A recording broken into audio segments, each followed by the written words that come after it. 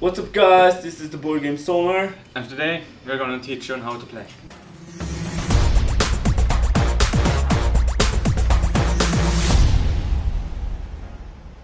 Okay guys, Sonar is about is a game about two submarines who is fighting each other. The purpose is to eliminate the other opponents. Each submarine has 4 lives, and also they have 4 characters in each submarine. We have the captain, and we have the first mate, the engineer, and the radio operator. The captain has the main responsibility of the ship and has to talk to his teammates to look if the ship is okay and the abilities can be used. Then we got the first mate. He controls over all the abilities and has to tell the captain if one ability can be used. Then you have the engineer, which maintains the ship and tells the captain to be aware of what function is still up. Then we have the radio operator, which mainly is to locate the enemy team.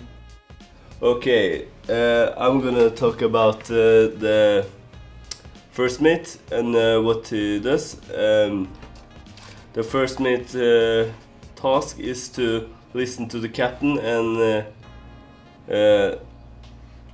hear every time the captain does a move.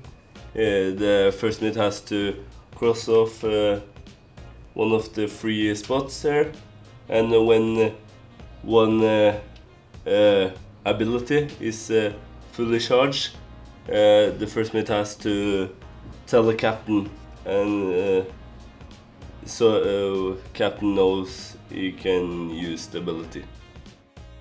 Under each of the pictures and the checkboxes, you'll find a window. These windows describe how the powers work.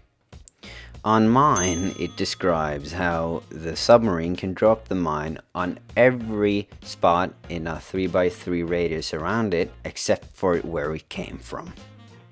The window under torpedo explains how you can shoot the torpedo 4 spaces from you, and it also explains how the torpedo explodes in a 3x3 pattern. Then you got drone and sonar. The window under drone explains how you have to name the zone you are in when the other team uses that ability. Sonar explains how you tell one correct coordinate, also one number or one letter, and one false that is not correct. The last ability we'll cover is silence. It explains to you that you can move up to 4 spaces undetected for the other team, so that means you don't have to shout out every direction you move. So I'm gonna talk about the radio operator, and his role is to listen to the opponent's captain and locate where their submarine is. And usually when you start the game, you choose the start location of the opponent's team, and usually you choose the middle. And whenever the captain says an order, like go north, west, or something like that, you mark off. And then you can move the sheet around and to locate where they are. And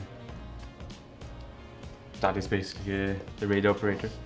Okay, I'm gonna talk about the engineer and what he's doing. The engineer's job is to listen to the captain and what direction he's going. For example, if the captain says north, you can mark this, and because this isn't because this is marked, the captain can't use the power silence because it's kind of broken, and to fix that the captain has to go north 2 times more. So you see this is connected. So to fix this, he has to mark all the abilities who's connected. So he has to go north 2 more times, yeah, and then 1 time east. So he can make this all disappear, and then he can use the abilities. But if it's plenty of access on the different abilities, the engineer can tell the captain that he has to resurface, and then when the captain do that, he has to tell the other team which zone they are in. For example, if we are here, the captain has to tell them that we are in zone 2. So when we go to the surface and go down again, we can make this all disappear, and then we can use all the powers again, abilities. Some other things to note is on the bottom of the sheet to the engineer, there is some windows that explain how the ship can take damage if you cross off certain items. Now the red window down to the left will explain that if you cross off all the atomic symbols at the bottom of each direction, you'll take a permadamage. It also explains there, if you cross off all the items in one direction, for example north, all the 5 items in that direction, you'll also take 1 permanent damage that can't be fixed. Okay, so I'm going to talk about the captain in Sonar. The captain keeps track of the whole operation. Now, the captain is the captain, so he decides where the submarine is supposed to move. He also has to tell this out loud, like when he moves. Let's demonstrate.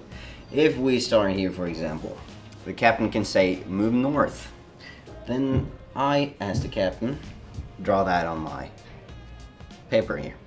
But I have to say it out loud so the radio team of the opposing team can decipher where we are going.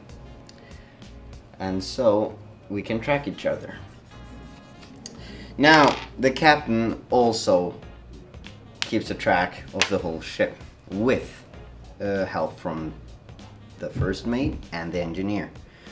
So what he needs to keep track of is what the engineer needs to fix and stuff like this. So if, for example, the engineer has a lot of broken things on west and east, I have to make sure we move in the directions we need to be able to fix those things. Now, also, as the captain, I decide when we use the powers. When the first mate tells the captain what's charged up and what can be used, and I've consulted the engineer what can be used and what's not broken, I can decide if we, for example, can use a torpedo or go into silence mode, or use a sonar to look at the opposing submarine. All that the captain decides and has to keep track of. He also has to consult the radio team on his own submarine to find out where the opposing submarine might be when he shoots a torpedo. All of this the captain has to keep track of, so he is kind of the boss.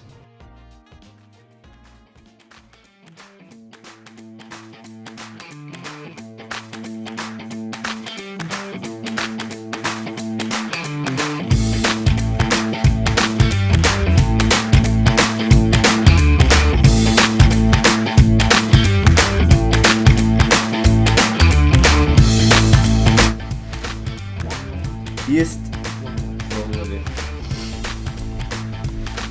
East.